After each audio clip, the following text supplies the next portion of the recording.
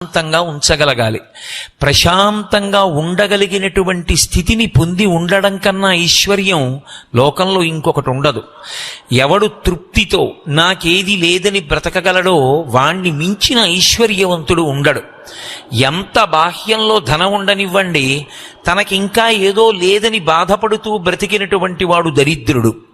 తనకి ఏది లేకపోనివ్వండి, నాకేం లేదన్న భావనతో సంతోషంగా బ్రతకగలిగినటువంటి వాడు మహదైశ్వర్యవంతుడు.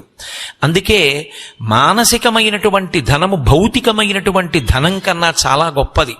మీరు చూడండి, కొన్ని కుటుంబాలు ఏ పెంకుటింట్లోనూ ఉంటాయి, కానీ ఎంత తృప్తిగా జీవనమో చేస్తూ ఉంటారు.